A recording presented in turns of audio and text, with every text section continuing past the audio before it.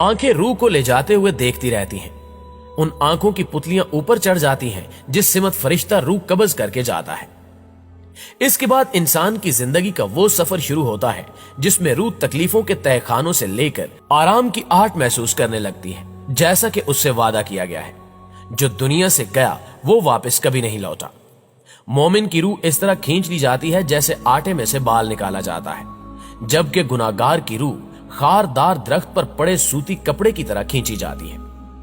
नाज़रीन गिरामी, यहां सवाल यह भी पैदा होता है कि इंसानी जिस्म से रूह किस रफ्तार से कब्ज होती है, या मौत कितनी तेजी के साथ इंसानी जिस्म में सरायत करती है। इस सवाल का जवाब तलाश करने के लिए अमेरिका के माहिरीन ने तहकीक की। तिब्बी माहिरीन और मुहक्किकीन ने मुख्तलिफ तहकीकात करके नताइज अखज करने की कोशिश भी की।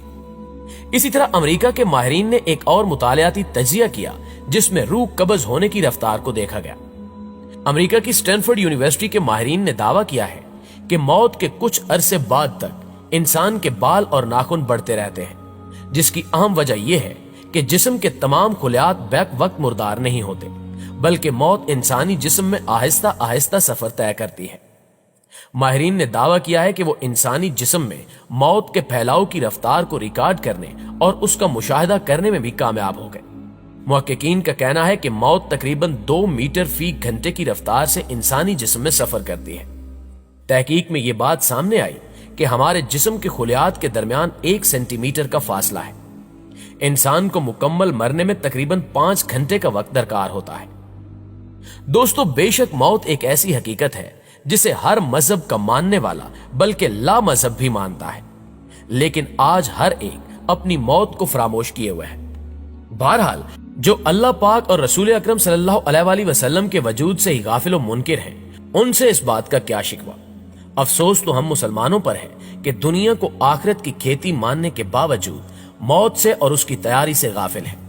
एक अंसारी मर्द ने नबी अकरम सल्लल्लाहु अलैहि वसल्लम को सलाम करने के बाद आपसे पूछा कि सबसे अफजल मोमिन कौन है। आपने फरमाया कि जिसके अखलाक सबसे अच्छे हों। फिर उसने सवाल किया कि सबसे अक्लमंद मोमिन कौन है। आपने फरमाया कि जो मौत को सबसे ज्यादा याद रखे और मौत के बाद के लिए सबसे अच्छी तैयारी करे। लिहाजा हमें चाहिए कि अहादीस नबवी की रोशनी में हम मौत को हमेशा याद रखें और इसकी तैयारी के लिए अल्लाह और उसके रसूल के दिए गए असूलों पर अमल करें। जी तो मुअज़्ज़िज़